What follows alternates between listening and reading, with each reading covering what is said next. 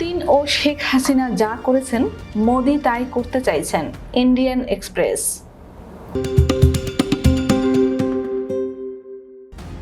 ভারতের প্রধানমন্ত্রী নরেন্দ্র মোদীকে রাশিয়ার প্রেসিডেন্ট ভ্লাদিমির পুতিন এবং বাংলাদেশের প্রধানমন্ত্রী শেখ হাসিনার সঙ্গে তুলনা করলেন আম আদমি পার্টির সুপ্রিমো অরবিন্দ কেজরিওয়াল। পাঞ্জাবের নির্বাচনী সভা থেকে কেজরিওয়াল বলেন, শেখ হাসিনা দেশের বিরোধীদের জেলে পুরে ভোটে জিতে ক্ষমতা দখল করেছেন। পাকিস্তানে ইমরান খানকেও সে দেশের সেনা নিয়ন্ত্রিত প্রশাসন জেলে আটকে রেখে ভোট করিয়েছে। একই পথে ফের বিপুল সমর্থন নিয়ে জয়লাভ করেছেন ভ্লাদিমির পুতিন। তিনি বিরোধীদের জেলে পুরেছেন অথবা খুন করেছেন। ভারতে নরেন্দ্র মোদীও একই পথ নিয়েছেন। সাক্ষাৎকারে তার কাছে জানতে চাওয়া হয়, তিনিই প্রথম মুখ্যমন্ত্রী যাকে কারাগারে পাঠানো হয়েছে। এখন যেহেতু তিনি অন্তর্বর্তীকালীন জামিনে বেরিয়ে এসেছেন, সেখানকার সময় সম্পর্কে তিনি কি ভাবেন? এ সময় তিনি ঝাড়খণ্ডের সাবেক মুখ্যমন্ত্রী হেমন্ত সোরেনকে জেলে পাঠানোর কথা তুলে ধরে বলেন, দেশ খুব কঠিন সময়ের মধ্য দিয়ে যাচ্ছে। ধীরে এবং এখন খুব দ্রুত দেশ একনায়কতন্ত্রের দিকে এগিয়ে যাচ্ছে। আমি দেশকে বাঁচাতে আপনাদের সকলের কাছে আবেদন করতে চাই। 16 মার্চ আচরণবিধি জারি করা হয়েছিল এবং 21 মার্চ আমাকে কারাগারে পাঠানো হয়।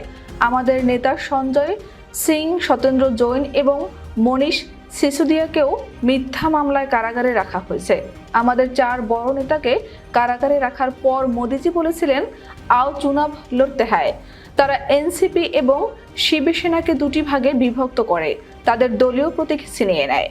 নির্বাচনী সভা থেকে দিল্লির মুখ্যমন্ত্রী আওয়াজ তোলেন, এবার নরেন্দ্র মোদীকে পরাজিত না করলে আমরা দেশের গণতন্ত্র বাঁচাতে পারবো না। স্বৈরাচারের দিকে এগোচ্ছে দেশ। আমরা সবাই একবেলা খাবার বাদ দিতে পারি, কিন্তু স্বৈরাচার বরদাস্ত করব না। আমি এখানে নিজের জন্য নয়, দেশের গণতন্ত্রের স্বার্থে এসেছি। কেজরিওয়াল বিজেপির বিরুদ্ধে ধৃষ্টতা ও অধ্যত্বের অভিযোগ তুলেছেন। বলেছেন, তারা বলেছে, জো রাম কো লায়ে হায় হাম উনকো লায়েঙ্গে। তারা কি ঈশ্বরের চেয়ে বড়? তাদের অহংকার ভাঙতে হবে। এ সময় তার কাছে জানতে চাওয়া হয়, প্রধানমন্ত্রী হিসেবে নরেন্দ্র মোদীর তৃতীয় মেয়াদ কেমন হতে পারে বলে আপনি মনে করেন? এমন প্রশ্নের উত্তরে কেজরিওয়াল বলেন, তারা সংবিধান পরিবর্তন করবে এবং দেশ স্বৈরাচারের দিকে যাবে। হয় দেশে কোনো নির্বাচন হবে না, নয়তো বাংলাদেশের মতো নির্বাচন হবে। বাংলাদেশে শেখ হাসিনা সবাইকে কারাগারে রেখে বিপুল ব্যবধানে জিতেছেন। আমাদের দেশেও এ ধরনের নির্বাচন হবে। বিরোধীরা কারাগারে থাকবে আর ক্ষমতাসীনরা ভোট পেতে থাকবে। এবারও তারা আমাকে কারাগারে ঢোকালো। মনীষ সিসোদিয়াকে কারাগারে রেখেছে। আমাদের দলের 5 শীর্ষ নেতাকে কারাগারে দিল। তারা আমাদের ব্যাংক হিসাব অবরুদ্ধ করতে চলেছে। তারা কংগ্রেসের ব্যাংক হিসাব অবরুদ্ধ করেছে। হেমন্ত সোরেনকে কারাগারে পাঠানো হয়েছে। তারা এনসিপিকে 2 ভাগে ভাগ করেছে। তাদের প্রতীক কেড়ে নিয়েছে। তারা শিবসেনাকে বিভক্ত করেছে। তাদের প্রতীক কেড়ে নিয়েছে। মমতা বন্দ্যোপাধ্যায় সরকারের অনেক মন্ত্রীকে কারাগারে পাঠানো হয়েছে। স্ট্যালিন সরকারের মন্ত্রীদের সঙ্গেও একই কাজ হয়েছে। আমরা কিভাবে লড়াই করছি?